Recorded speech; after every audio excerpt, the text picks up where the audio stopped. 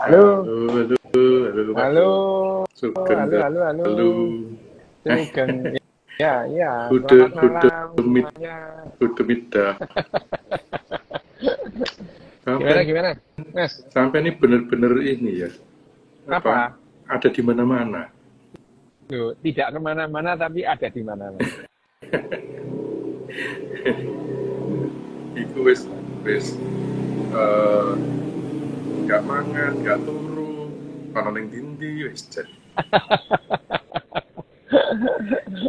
Iyalah, bener. Kemarin saya akhirnya nonton itu, Pak, si Diana Krall Apa? itu. Oh, Apik Diana tenan. Krall. Hmm. Bagus kan memang. Gitu. Aku nonton Diana Krall itu tahun 22. Oh, 2022. Oh. Apa namanya? North Sea Jazz. Norsi, oh, Norsi. North Sea Jazz, Belanda ya. berarti. North Sea Ya? Jazz di Belanda, di Rotterdam. Dulu kalau North Sea Jazz itu kan dulunya di mana? Di Den Haag dulunya ya. Nah, Mm-mm. itu waktu tahun 22 itu di Rotterdam. Nonton lah Hmm. Diana Krall. Masih ya setengah-setengah pandemi ya. Tapi ya di Belanda itu juga ada pandemi. Tapi yo kalau nonton di Indonesia itu ya distraksinya lumayan lah. Ya, jadi Oh nikmati iya, distraksinya. betul. Ada Iya, tapi ya yang Diana bawa. Krall. Tapi Diana Krall itu ya memang relatif relatif tidak berubah ya, tidak berubah, relatif tidak berubah Hmm. itu. Nah, Tapi kemarin, Diana Krall hmm, apa? Kemarin? kemarin itu banyak lagu yang lama tapi aransemennya benar-benar baru. Oh iya, heeh. Iya Diana Krall. Pianonya ya maksudku pianonya itu loh, kecepatan pianonya itu Oh iya, tidak berubah dia itu. hmm. Ya memang hebat lah Diana Krall itu. Oleh kasetnya enggak? Zaman dulu punya CD-nya Lo zaman enggak? dulu. Kemarin Oh enggak enggak, jualan enggak CD-nya enggak? enggak ya. Enggak dikasih ya. Oh, Terusnya playernya udah enggak kalau punya. kalau di mana waktu di Rotterdam itu Rotterdam itu. kalau belinya nggak pakai tanda tangan nggak apa-apa. Nek nggak ada tanda tangan antri nih. Oh, Antri ya. enggak ada apa-apa kemarin. Wong itu tempatnya Ya, aja pindah. Harusnya oh, di CI Expo kita kekurangan ya. peminat, akhirnya pindah ke Ciputra. Oh, Ciputra Partner yang ukurannya apa separuh. namanya? Citrapreneur apa namanya yang di Lotte, Lotte. Lotte Mart itu ya. Iya, Lotte.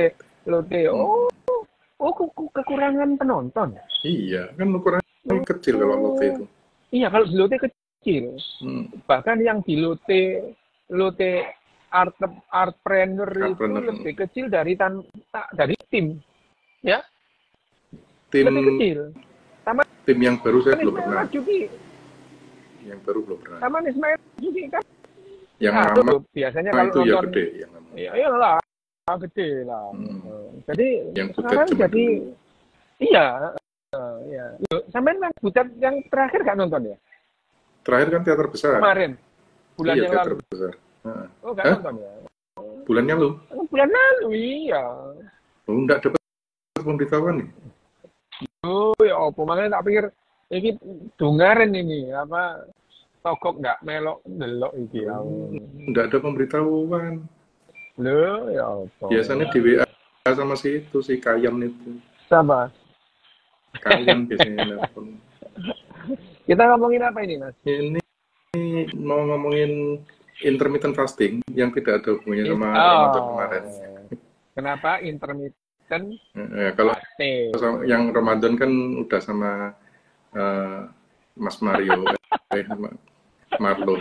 Sebetulnya ya kalau disebut intermittent fasting itu puasa Ramadan itu ya intermittent fasting juga gitu. Sama cuman waktunya yang agak beda kan gitu. Beda itu. Yang namanya kalau pertanyaannya intermittent fasting itu apa gitu. Apa intermittent fasting itu ya sebenarnya yang namanya intermittent fasting itu adalah cara itu ya atau metode diet dalam hal ini pembatasan makanan. Pada dasarnya itu gitu ya. Itu pada dasarnya itu. Jadi yang namanya intermittent fasting itu pada dasarnya ya itu tadi apa namanya membatasi gitu ya, membatasi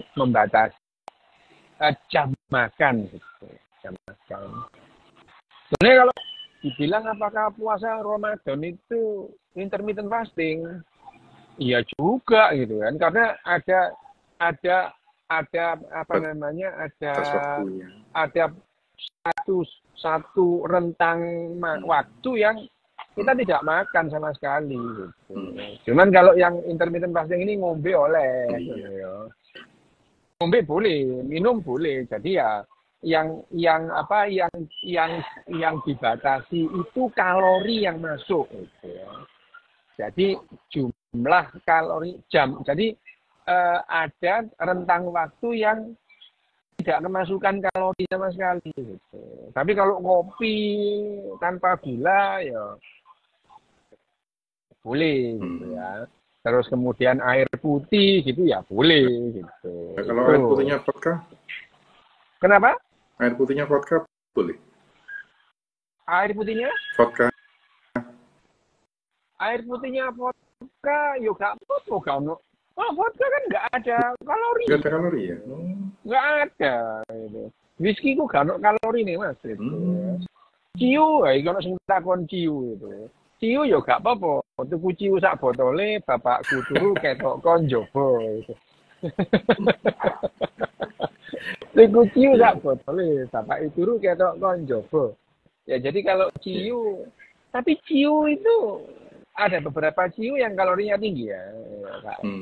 Karena fermentasinya tapi kan belum semua. Fermentasinya ya itu ada yang tinggi. Nah itu kalau itu yang namanya intermittent fasting gitu. Intermittent fasting. Nah kalau ditanya jangka waktu apa intermittent fasting itu berapa gitu. Nah, intermittent fasting itu bervariasi. Ada yang 12 jam, ada yang sampai 40 jam. Ada gitu. Ya itu ada gitu. Jadi tapi ya namanya intermittent fasting itu ya tetap ya gini. Model pengurangan makanan apapun, diet apapun ya. Semua macam-macam lah. Dulu tahun 80-an ada yang namanya Tiger diet gitu ya. Tiger diet gitu. Apa Tiger diet itu? Makan yang cuma makan daging toh gitu. Aku nanya waktu dulu tahun 80, kenapa kok Tiger diet? Jawabannya itu lucu gitu. Jawabannya adalah itu kalau yang namanya itu nggak ada yang gendut gitu. Loh ya gitu. Jadi mereka itu Tiger diet itu supaya badannya langsing kayak harimau, kayak cita. Ini ajaib ini, kayak macan tutul. Iya, soalnya gajah makan rumput itu lemu udah gini. Ini enggak, maksudnya itu gini loh. Mereka sebetulnya yang namanya binatang-binatang itu yang lari cepat, mereka itu tidak pernah yang namanya kelebihan kalori sampai dia gimla itu enggak ada, kecuali bangsa beruang gitu ya. Beruang makan sebanyak-banyaknya untuk hibernasi pada saat musim dingin. Itu beruang. Tapi kalau tiger itu, ya dia itu lari. Tapi yang namanya katakanlah singa atau macan atau apa ya, ya udahlah cita ya. Cita itu kan paling langsing gitu ya. Kecil langsing itu. Bahkan cita itu sama hyena takut loh. Iya. Cita itu sama hyena takut ya. Takut. Jadi cita itu kalau ketemu hyena lari dia gitu. Cita itu kan larinya kenceng gitu. Itu adalah binatang darat yang larinya paling cepat itu adalah cita. Bisa sampai 120 km per jam. Tapi durasinya nggak bisa lama gitu. Ya.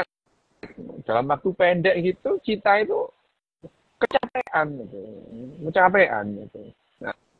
Nah, ngomong-ngomong soal dietnya, bahwa mereka itu makannya daging lah ya, iyalah ya, mereka itu binatang karnivora gitu ya. Nah, manusia ini omnivora. Kita membutuhkan yang namanya dari makanan dari tumbuh-tumbuhan, makanan dari binatang, itu kita perlukan. Kenapa? Secara evolusioner, ya kita makan dua-duanya. Gitu. Ya, kita makan dua-duanya. Mengenai intermittent fasting ini, memang sejarah nenek moyang kita selama hampir 340.000 tahun, itu adalah mereka intermittent fasting terpaksa, gitu ya. Terpaksa, gitu ya. Terpaksa intermittent fasting, ya. Di waktu-waktu zaman nenek moyang kita memburu pengumpulan, kalau malam ya tidur gitu ya. Apalagi pada saat belum ada api. Ya, mereka ya mojok di gua gitu ya. Setelah matahari tenggelam, ya sudah, mereka tidak makan gitu. Tidak makan. Tapi gitu ya, sejarah selama 10.000 sampai 12.000 tahun yang lalu itu juga bukan waktu yang pendek. Jadi 1.000 generasi gitu ya. 1.000 generasi gitu. Kalau kita ngomong kita berbicara mengenai 12.000 tahun, itu kan kira-kira 1.000 generasi gitu ya. 1.000 generasi kita mulai kenal makanan yang lebih banyak karbohidrat.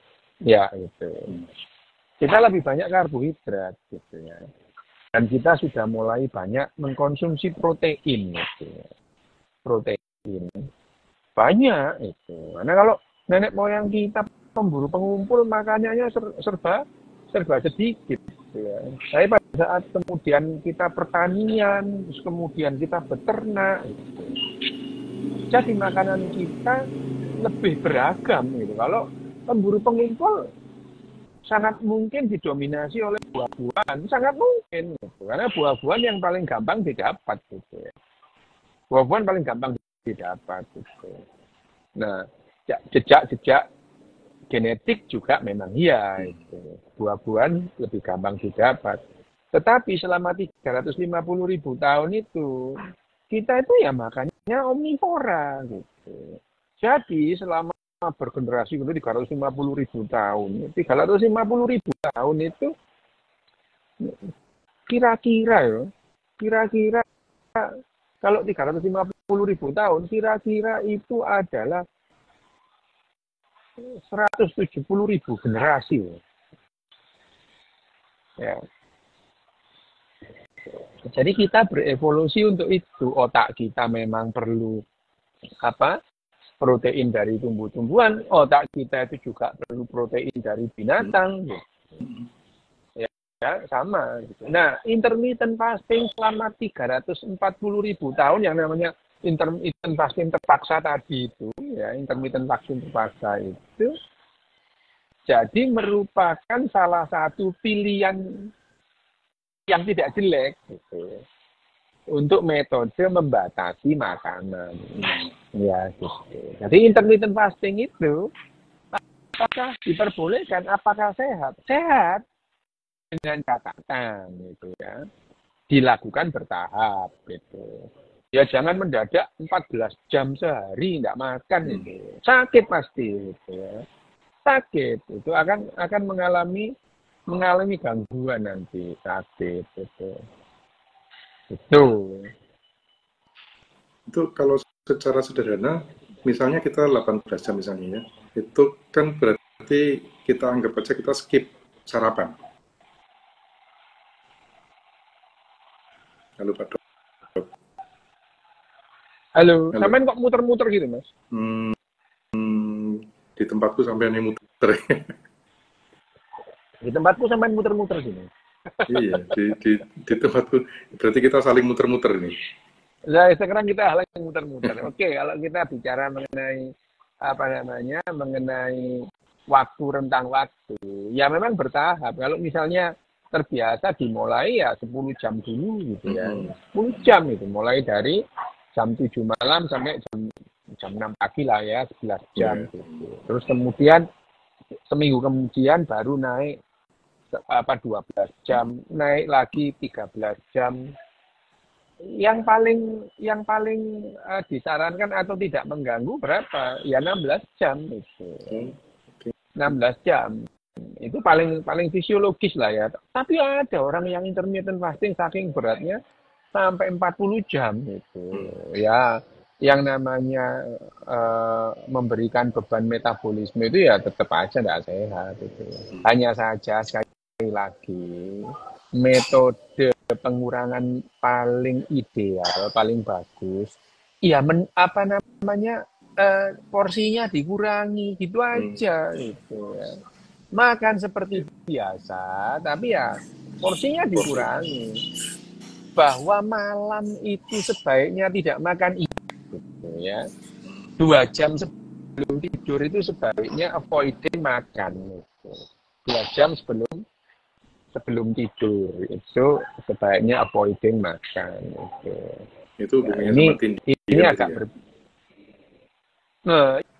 iya, kalau tindian itu biasanya terjadi karena pola makan yang berubah. Ya, pola makan yang berubah, kewarekan terus turu gitu ya. Isu-isu mari sahur terus turu lah, iki tindian gitu. Jadi seringkali tidak semua lah ya, tapi kebanyakan paralysis sleep itu, sleep paralysis atau ketindian atau tindian itu tadi gitu ya. Perubahan pola makan, terus kemudian tidur gitu ya, gitu itu. Tapi yang paling penting dalam hal ini bukan intermittent tetap lah ya. Intermittent itu karena memang secara evolusioner kita itu ada dalam jangka waktu yang lama itu malam matahari nggak ada matahari itu nggak makan sama sekali gitu ya. Terus kemudian setelah matahari terbit berburu dulu cari makanan dulu. Jadi kira-kira makan itu setelah kira-kira ya 2-3 jam setelah matahari terbit gitu. Ya, itu yang membuat yang namanya intermittent fasting di malam hari kita tidak makan terus makan hanya pada siang hari itu kompatibel dengan kita secara genetik gitu loh ya itu. Tapi kalau tujuannya itu mengurangi kalori ya porsinya dikurangi gitu.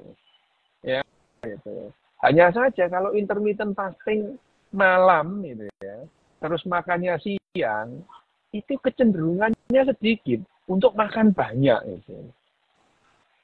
Ya. Sementara kalau intermittent fastingnya itu dibalik, malam aja kita boleh makan, wah itu makannya gak karu-karuan gitu. Malah balas dendam gitu ya. Ya, makanya itu tidak karu-karuan. Kecenderungannya gitu. Karena kalau siang itu semua orang ya ada obligasi untuk bekerja, obligasi untuk bergerak gitu ya. Jadi ya akhirnya makan di siang hari itu untuk menurunkan kecenderungan balas dendam dan makan gitu ya. Balas dendam gitu. Lagi pula intermittent fasting itu boleh minum gitu ya. Ya, boleh minum kopi, boleh minum teh, boleh asal nggak ada kalorinya gitu. Gitu.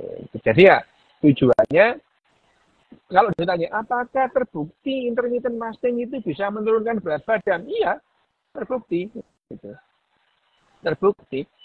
Karena bagaimana kalori hariannya berkurang itu ya? Iya, kalorinya berkurang gitu.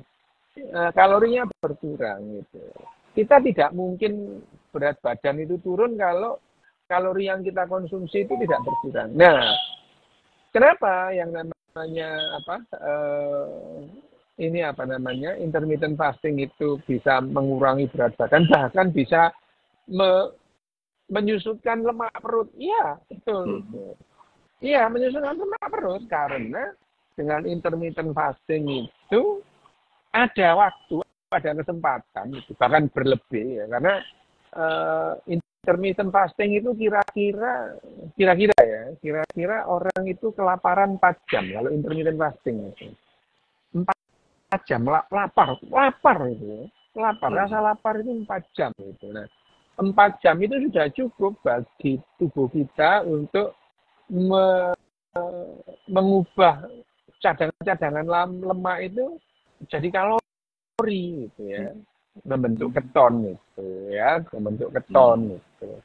Nah, keton itu yang dalam otak ya. Jadi misalkan membakar lemak untuk menjadi kalori itu menghasilkan keton. Nah, keton itu di dalam darah nyampe di otak muncul rasa lapar gitu. Nah, jadi keton itu yang membuat rasa lapar di otaknya. Kita merasa lapar itu karena ada keton yang banyak dalam tubuh kita, dan ketonnya itu hasil pembakaran lemak itu tadi gitu. Nah, jadi orang kalau intermittent fasting, misalnya intermittent fasting 12 jam gitu ya, atau 14 jam ya. 14 jam intermittent fasting itu, dia akan kelaparan kira-kira 4 jam. Lapar gitu. Lapar. Tapi, apakah intermittent fasting itu aman atau bagus kalau dipakai secara terus-menerus? Enggak. Gitu. Tidak. Gitu, ya. Perlu ada jeda orang itu intermittent fasting. Kalau misalnya berapa? 3 bulan intermittent fasting gitu. Terus kemudian dengan jeda gitu. Atau 1 bulan dengan jeda juga nggak apa-apa gitu ya. Tapi yang jelas intermittent fasting itu tidak dianjurkan untuk terus-menerus. Itu akan mengganggu metabolisme. Iya, mengganggu metabolisme. Karena bagaimanapun juga tubuh sampean itu sudah terbiasa metabolisme kayak mulai bayi gitu ya. Dan irama makan sampean itu sebetulnya sama dengan irama makan orang tua sampean, kayak sampean gitu ya. Gitu ya. Jadi ya sama-sama manusianya, orang Arab dengan orang Jawa ya beda gitu ya. Kenapa? Loh, mereka itu ratusan generasi misalnya orang di padang pasir dia nggak kenal sayur gitu. Nggak kenal sayur gitu ya. Nggak kenal sayur. Terus dipaksa makan sayur ya. Sakit perutnya. Sama dengan misalnya kenapa misalnya sekarang makanya ini kenapa gizi klinik gitu ya, gizi klinik di negara-negara tertentu itu melihat genetik gitu ya, genetik. Jadi genetiknya tiap orang beda-beda. Genetiknya orang yang nenek moyangnya banyak di Asia Tenggara dibandingkan dengan di dataran Cina tentu beda gitu. Misalnya, ini ya orang-orang Asia Tenggara atau orang Jawa gitu ya, orang Asia Tenggara itu dalam jangka waktu yang lama mereka itu tidak makan sapi atau kambing, enggak gitu. Makanya sekali-sekali. Proteinnya yang didapatkan dari ikan, bukan setahun sekali itu setelah agama Islam masuk. Ya. Jadi kenal sapi dan kambing makan itu orang Jawa ya setelah agama Islam datang gitu. Sebelumnya, sapi yang tidak boleh dimakan itu kendaraannya Tuhan untuk dimakan, tidak boleh itu ya. Itu. Ya, jadi sebelumnya itu orang Jawa nggak kenal sapi untuk dimakan. Jadi ribuan generasi orang Jawa itu tidak kenal makan sapi, tidak kenal makan kambing gitu. Tidak kenal makan. Tapi bagaimanapun juga kambing itu bisa dikonsumsi gitu ya. Dikonsumsi dan bisa dimetabolisme. Hanya saja kalau dibilang mana yang lebih sehat itu urusan yang berbeda gitu ya. Apakah kambing bisa dicerna? Bisa gitu ya. Sapi bisa dicerna? Bisa. Babi bisa banget gitu. Bisa banget, tapi ya mana yang lebih sehat itu ditentukan secara genetik, mana yang genetiknya itu bisa menerima ya. Bisa menerima protein-protein itu dengan lebih bagus gitu. Saya makan sapi dan kambing asal plain ya, nggak pakai bumbu bisa gitu. Bisa gitu. Hanya ada perbedaan. Kalau makan kambing itu, sate kambing ya, kambing polos gitu ya. 5 tusuk aja ya. Wah, itu perutku sampai 5 hari itu rasanya kencang gitu. Kok berat gitu. Ya, berat gitu. Ya, kalau sapi ya sama tapi tidak seberat kambing gitu. Kalau ikan nggak bisa gitu ya. Itu secara genetik memang ada penolakan gitu ya? Genetik. Genetik. Itu termasuk yang sampai orang-orang padang pasir itu nggak pernah makan sayur tapi nggak pernah bebelen gitu ya? Iya, ya memang sayur dari mana? Oh, nggak ada sayur di padang pasir itu. Ya, mama orang padang pasir nggak makan sayur, nggak bedegelen, nggak apa-apa. Gitu.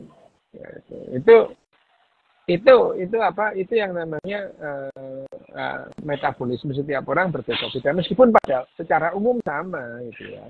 Apakah orang Arab itu bisa makan sayur? Bisa, gitu. Orang padang pasir bisa, gitu. Kayaknya bisa. Tapi yang namanya orang Jawa atau orang Asia Tenggara atau ini ya orang kepulauan kepulauan Asia Tenggara ini gitu ya, Asia Tenggara itu orang Jawa misalnya dalam jangka waktu yang lama protein itu sumbernya adalah ikan dan paling banter unggas gitu ya ikan sampai orang Jawa itu kalau tanya makannya iwak opo iwak pitik itu. Iwak pitik loh, iwak pitik kok iwak gitu ya. Gitu. Makanya iwak pitik, iwak sapi, iwak kebo gitu ya. Nah ya itu, sodo iwak kebo, remi pasol, iwak tongkol. Ya tongkol ya iwak, tapi kebo itu ya itu makannya ikannya apa, makannya iwaknya opo itu menunjukkan ya secara bahasa kita itu orang-orang Jawa itu lebih akrab dengan ikan. Telur, alah tambah gitu ya. Telur itu sampai tahun 60-an di Jawa itu banyak orang yang nggak jualan telur itu. Baru tahun 50-an ya Bob Sadino itu jual telur di Jakarta gitu. Sebelumnya nggak ada orang jual telur itu. Jadi kalau orang mau makan telur atau bikin telur itu cari orang yang punya ayam. Nempur. Nah, zaman itu satu telur itu untuk berlima, berempat ya? Berempat, dibagi pakai tak lining gitu ya itu. Ya itu.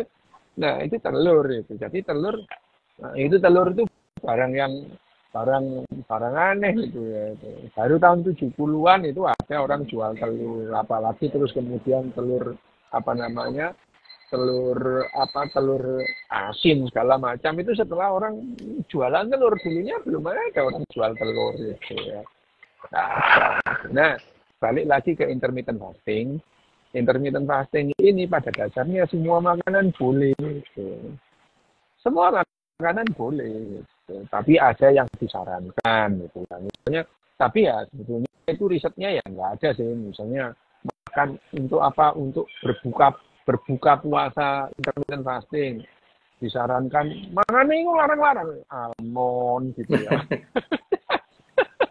Almond ini wis larang-larang akhirnya ya makanya cuma sedikit.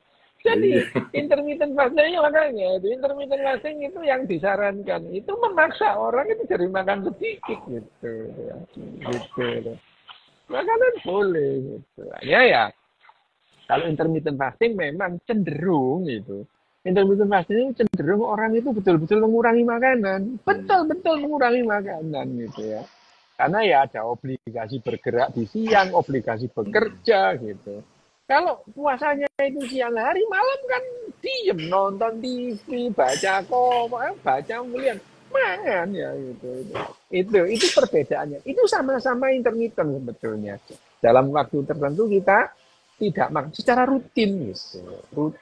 Rutin dan intermittent fasting itu ada yang bertahap sampai ada yang 48 jam tapi yang disarankan itu 16 jam. 16 jam. Oke. Dok, kita yang nanya udah lumayan banyak nih. Banyak yang nanya gitu. Kayaknya banyak penganut intermittent fasting nih yang ikut ini. Iya. Ini dari wah jenenge medeni Pak ini. Astagfirullahaladzim 100 kali. Apakah pola makan menjadi kunci utama mengatasi diabetes? Tidak, gitu ya.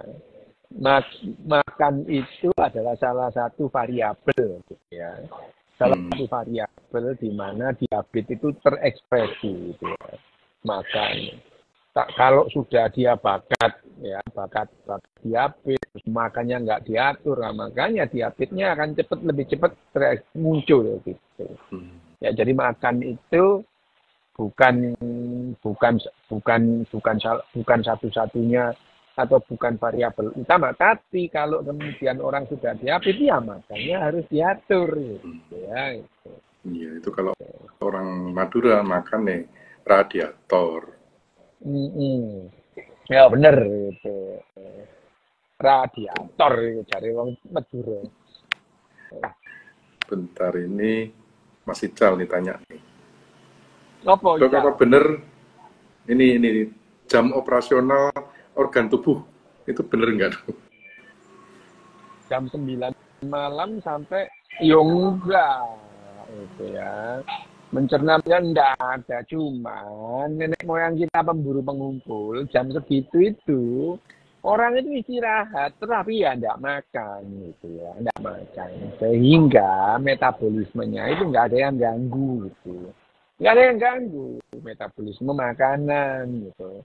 Tapi apakah menyerap makanan itu hanya jam segitu? Ya enggak juga itu ya, sepanjang hari gitu. Itu soalnya kan kemarin sekitar 2 tahunan yang lalu sempat ramai Pak Dok. Masalah setiap organ tubuh itu punya jam kerja masing-masing. Loh iya, kayak pencernaan tuh ya selama ada makanan ya akan dicerna gitu. Ada Selama ada ginjal makanan itu. dalam tubuh ya dicerna gitu. Bahwa tubuh kita mempunyai jam biologis, iya memang benar gitu. Nah kalau kita mencocokkan jam biologis, ya itu tadi sama dengan nenek moyang gini loh, ya kita itu manusia itu 350.000 tahun, ya gitu. Yang 340.000 tahun dalam masa pemburu mengumpul gitu, ya lah ya itu yang jadi patokan gitu.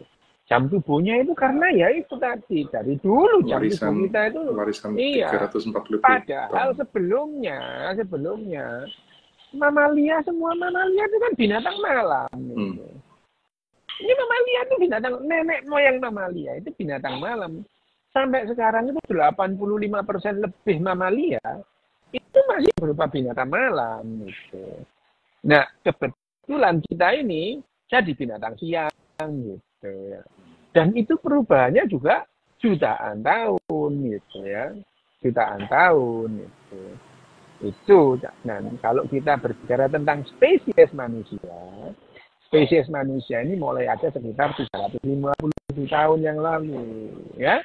Dan selama 340.000 tahun kita ada dalam masa pemburu pengumpul, di mana pada saat malam kita itu tidak melakukan nggak melakukan apa-apa kecuali istirahat, paling-paling ya api-api gitu ya, itu, ya ngobong, bakar api terus berputar ngobrol gitu ya itu yang jadi ukuran gitu. Jam biologis ya benar, jam biologis kita itu ya mengikuti spesies kita gitu. Hanya saja kalau sudah latihan atau terbiasa tidurnya siang itu. Contohnya apa? Pedagang pasar induk gitu ya. Pedagang pasar induk itu loh. Bayangin aja. Seumur hidupnya mulai dia lahir ikut emaknya gitu ya.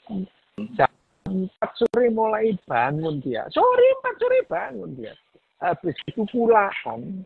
Terus kemudian semalam sampai pagi menjelang sampai subuh dia masih jualan. Jam 5, jam 6 kokot. Pasar yang biasa buka, pasar induk itu malah tutup gitu. Kemana mereka? Loh ya istirahat gitu. Ya. Nah, yang sudah terbiasa demikian itu, mereka akan kesulitan disuruh melek siang itu gitu ya. Udah terbiasa itu. Hanya saja ini perkecualian gitu ya. Perkecualian. Oke. Ini dari Mas Ical lagi nih Pak Dok. Kayaknya karena Mas Ical ini intermittent fastingnya 16 jam. Jadi apakah sarapan itu penting? Lek gak sarapan mati, lek gak mangan. Loh ya, sarapan itu kan gini, yang disebut sarapan itu adalah makan pertama setelah beberapa saat kita tidak makan. Nah, ya itu namanya breakfast gitu ya. Breakfast gitu ya. Breakfast itu membatalkan puasa. Ini literally yang namanya breakfast itu adalah membatalkan puasa gitu ya. Jadi berbuka puasa. Jadi kalau ya selama misalkan 16 jam nggak makan, terus apakah makan jadi penting? Yo penting, kalau kamu nggak makan ya 12 mate koncal. Lah iya ya, apa penting? Ya penting itu. Hanya saja yang bagus itu makan itu waktunya itu tetap supaya tubuh kita tidak bingung gitu ya. Seperti tadi kita itu punya jam biologis itu. Kalau makannya sarapannya jam 10, ya besok ya jam 10 gitu ya. Nah, itu. Ya kalau misalnya sarapan jam 7, jam itu ya. Jam 7, mangannya sampai jam 3, 4, jam 5, jam malam-malam nonton bal-balan sampai jam 3 masih makan. Lah ya itu ya ndak sarapan namanya. Iku jenenge geragas. Kabeh dipangan itu ya. Sampai jam 2, jam 1 itu nonton sepak bola nobar muangane akeh gitu ya. Habis gitu besok pagi ayo sarapan. Apa nih sarapan ya? Baru 4 jam yang lalu makan banyak gitu. Itu ya, Cal. Pak Dok, ini ada komentar dari It's CJDW. Kalau sehari makan, sehari puasa man nggak, Dok? Kemarin kayaknya Pak Dok pas puasa kan sehari makan, sehari nggak puasa. Sehari nggak makan, sehari puasa. Sehari nggak puasa, sehari makan. Sehari nggak puasa, aman sehari kan, makan. Gitu. Aman itu. Sehari nggak puasa, sehari makan. Sehari nggak puasa, sehari makan. Gitu. Nggak apa-apa. Gitu. Kalau siang, kalau malam saya puasa. Kalau malam nggak makan. Gitu. Kalau siang ya. Kalau siang itu saya sehari nggak puasa, sehari makan. Sehari nggak puasa, sehari makan. Gitu ya. Kalau malam puasa terus saya. Gitu. Jadi itu tadi ya, jawabannya tidak menjawab.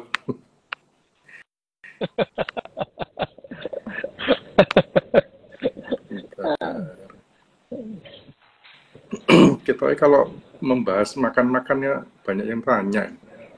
Dok, apakah benar makan nasi tidak boleh bersamaan dengan protein hewani atau perlu jeda? Ini dari Enggak apa-apa gitu. Enggak apa-apa. Tidak ada yang melarang itu, tidak ada. Harus dipisah. Karena pada dasarnya kita kan omnivora ya. Kita ini omnivora gitu. Ya itu makanya kalau omnivora itu ada yang bilang nenek moyang kita dulu kan makan tumbuh-tumbuhan. Iya memang, bahkan nenek moyang kita yang lebih dulu itu makannya belerang. Kamu mau makan belerang gitu. Kalau kita makan seng nanti tembok-tembok perumahan itu jebol. Yang makan seng banyak-banyak itu kanopi mbok pangan. Kanopi sekarang pakainya itu ya plastik ya. Pakai polikarbonat gitu. Polikarbonat.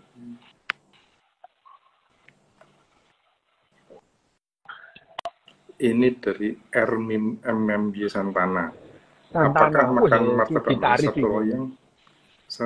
Apakah makan martabak satu loyang bikin diabetes? Astaga, sak loyang dipangan Padahal loyangnya kan besi, Pak Dok. Loyangnya kan besi.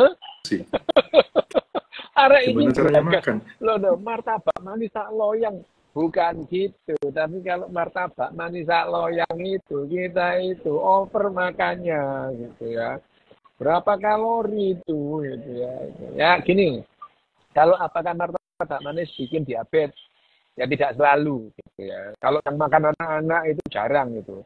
Kecuali ya nanti ada loh. Saya itu punya ponakan SMA diabetes dia itu. Tapi bener, makannya ya gitu. Sak loyang, anaknya gendut lah itu ya, itu gendut itu. Ditambah lagi bapak dan ibunya itu memang garis diabetesnya kuat gitu ya. Jadi akhirnya dia diabetes itu ya. Wah itu, mau SMA masih SMA wis diabetes itu, diabetes mellitus. Sampai itu sekarang dia harus ponakannya konsumsi dokter ya? apa? Ponakannya Nah, dokter. kamu dokter gak solo, dokter aja banyak yang gitu kok. Gitu. Dokter itu untuk orang lain, bukan untuk dirinya sendiri kebanyakan gitu ya. Pernah nggak lihat dokter itu banyak itu, banyak itu. Dokter itu kayak psikolog gitu, itu. Untuk orang lain, untuk sendiri nggak laku itu. Gitu ya. Jadi ya apakah makan satu loyang martabak manis itu menyebabkan diabetes? Tidak menyebabkan. Tapi memicu diabetes kalau dilakukan terus-terusan, ya. Oke. Dok, ini ada komentar dari Have you. Apa? Dok, sering makan ayam potong. Makan ayam potong aman nggak? Aman kalau nggak dipotong? Banyak. Ya, lagi pula kalau nggak dipotong ayamnya itu kamu makan di hidup. Gitu. Ya kan, makan ayam potong. Lah kamu merakoti ayam sak bulune kaya apa? Makan ayam sak bulu-bulunya. Lho niku menungso apa luwak. Iya luwak. Ya, daripada makan ayam kayak gitu makan kopi nanti kan malah itunya bisa dijual kalau luwak itu. Kaya ulo ya bener kaya ulo makan ayam wungkul-wungkul sak bulune lho. Kan niku lho menungso ta luwak.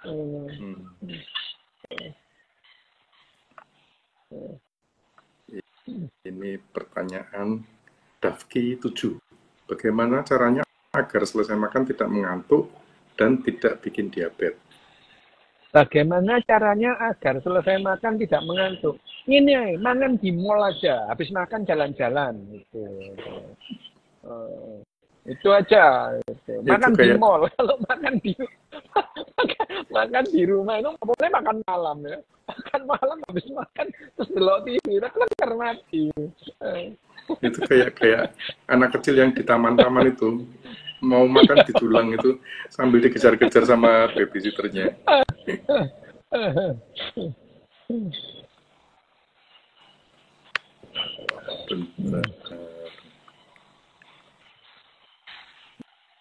Ini Mbak Dani, ini udah nih tadi ini.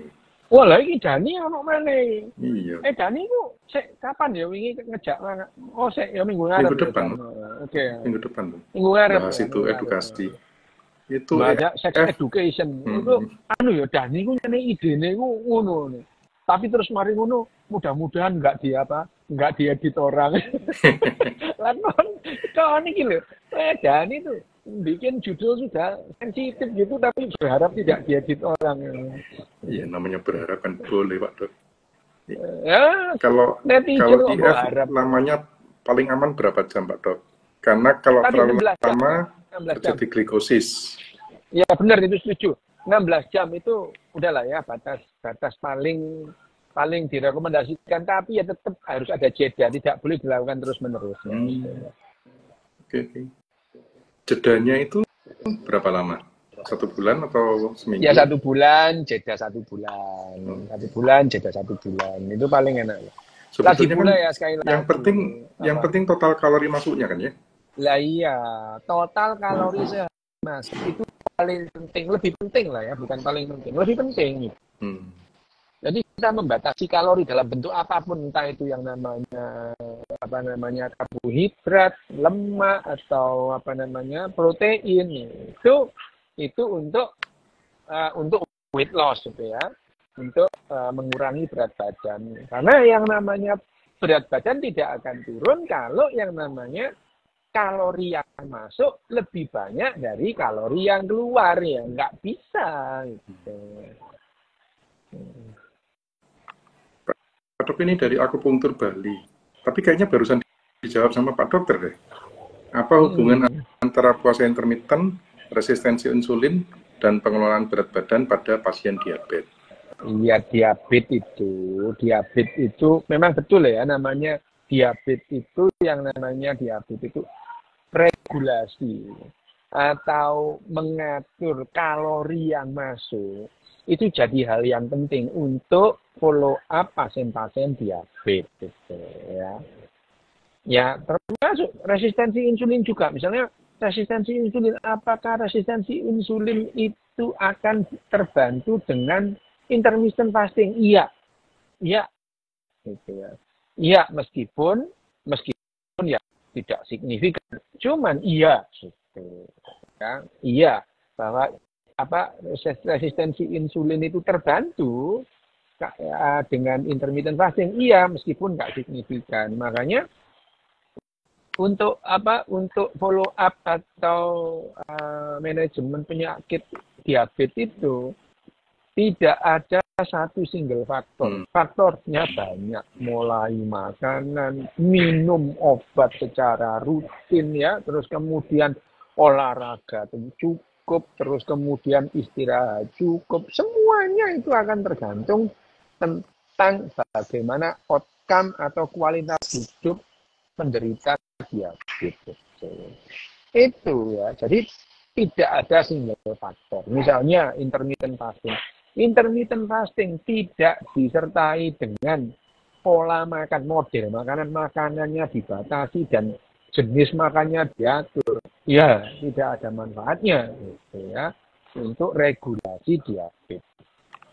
Regulasi diabetes itu segala macam diperhatikan dengan target bahwa ya gampangannya kalau kita lihat ada darahnya terkontrol ya. Dalam ini yang paling gampang ya HbA1c-nya itu di bawah 6 gitu ya. Syukur-syukur di bawah 5,5 itu bagus gitu ya.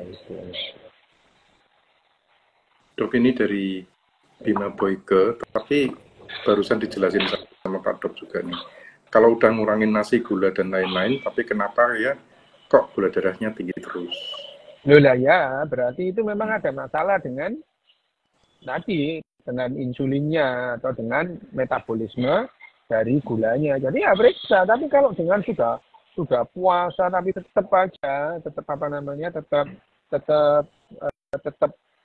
tetap tinggi gula darahnya, ya berarti memang diabetes, perlu minum atau konsumsi anti diabetes gitu. Loh.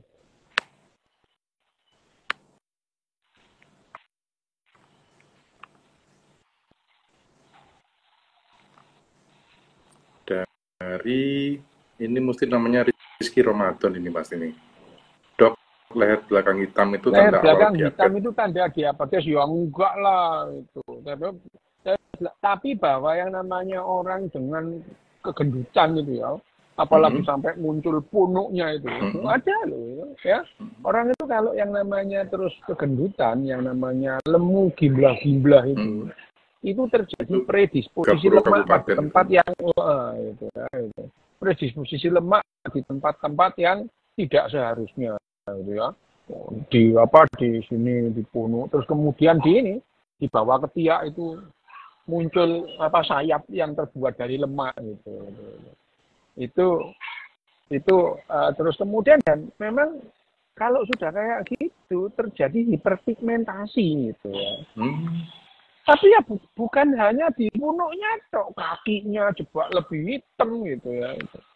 Benar ya, gangguan hiperpigmentasi pada orang gendut gitu ya. Wah, wireng jadinya itu. Gitu.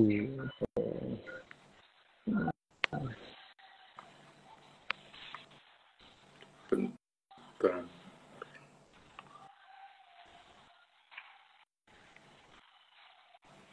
Dari Beyond Store, Dok, apakah vitamin D kalau didapat dari matahari saja tidak akan memenuhi kebutuhan tubuh manusia?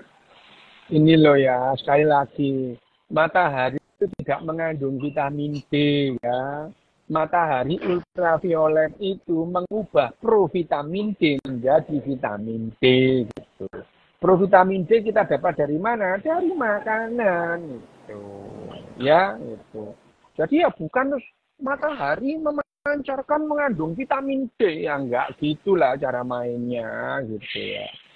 Yang namanya untuk mengubah provitamin D menjadi vitamin D itu sinar ultraviolet itu berperan gitu ya itu.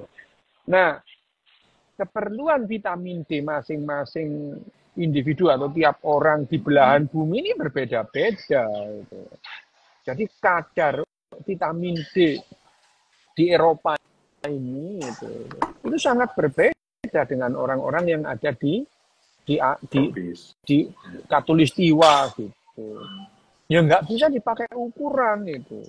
Loh, tapi memang loh orang-orang ini ya, orang-orang Eropa ini kalau vitamin D-nya turun sakit beneran mereka gitu.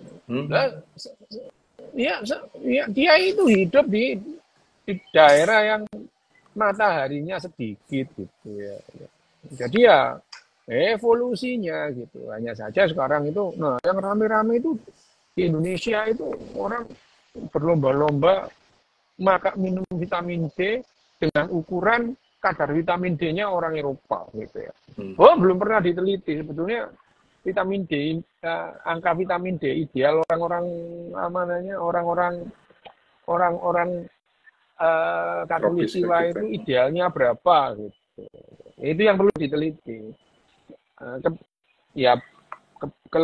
Kelebihan vitamin D itu juga bisa membuat masalah ya.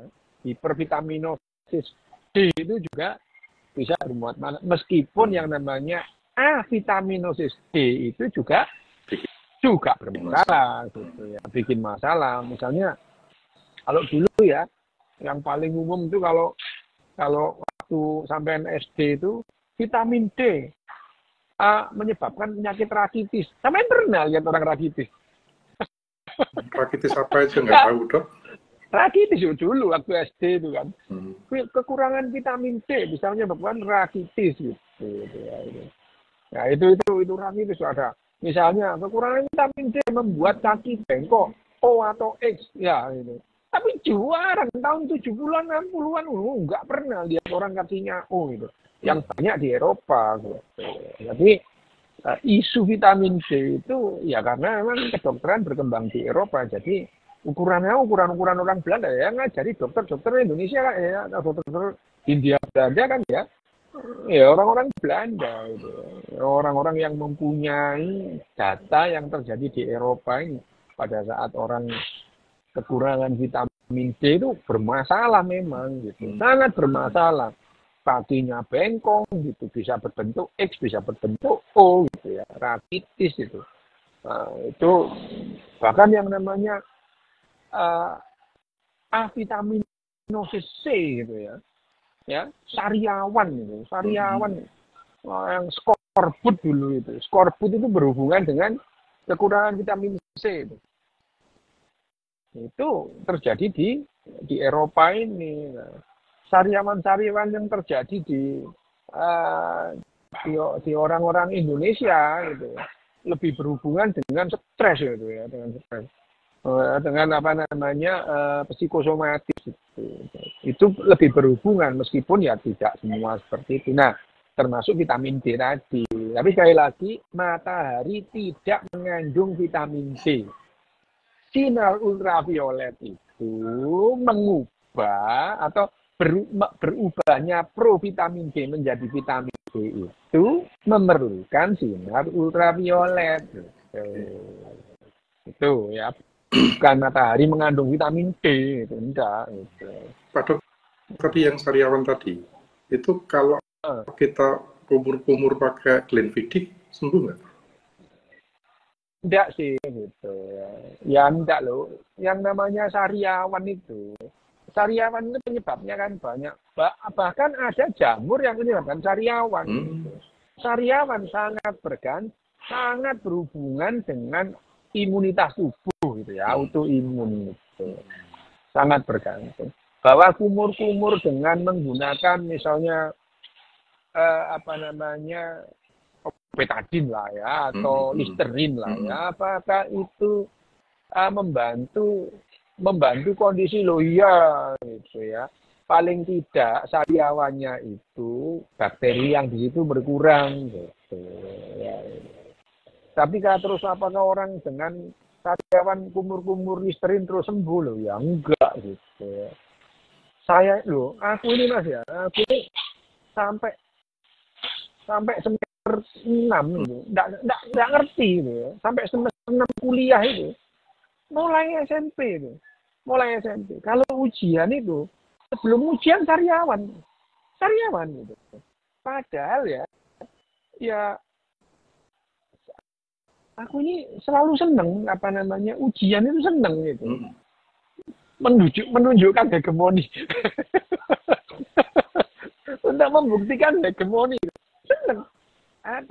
Tapi yang namanya excited itu juga tidak bagus, itu juga stres juga. Bagian dari anxiety ya. Excited itu adalah bagian dari stres tubuh kita itu. Waktu itu, wah, zaman segitu itu kan yang namanya tahun 70-an itu diberitahu kalau yang namanya sariawan itu kurang vitamin C gitu ya. Zaman dulu itu sampai ada yang namanya vitamin C megadosis. Wah, aku tuh ngombe gitu ya.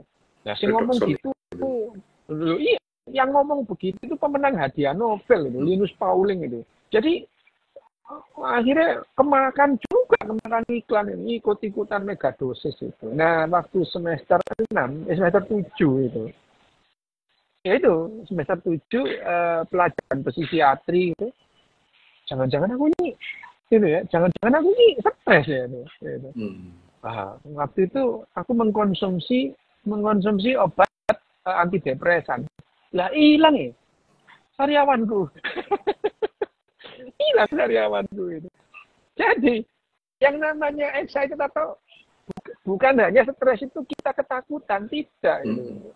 Saya ini nggak pernah ketakutan menghadapi ujian, itu nggak pernah ketakutan, malah seneng gitu. Tapi ternyata itu merupakan stres tersendiri. Jadi nanti setelah ujian sariawanku hilang gitu. Jadi setelah semester 7 itu nyoba minum diazepam gitu ya. Diazepam 2 mg hilang gitu. Wah, ternyata bener aku stres ternyata gitu ya. Jadi ya setelah itu ya konsumsi diazepam itu ya kayak makanan sehari-hari gitu. Oke. Dok, ini kayaknya yang terakhir ini. Udah 57. Dari M. Soekarno, tapi bukan presiden ini. Sehubungan saya ada darah tinggi, dokter saya tidak menyarankan IF. Saya puasa 16 jam. Loh, apa doa ini? Gini.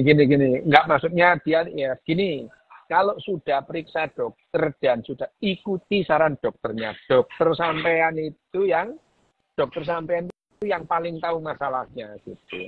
Tidak bisa sampean tanya di sini. Saya tidak tahu masalahnya. Yang paling tahu adalah dokter yang merawat. Ikuti saran dokternya. Yes, gitu. Oke. Sebentar.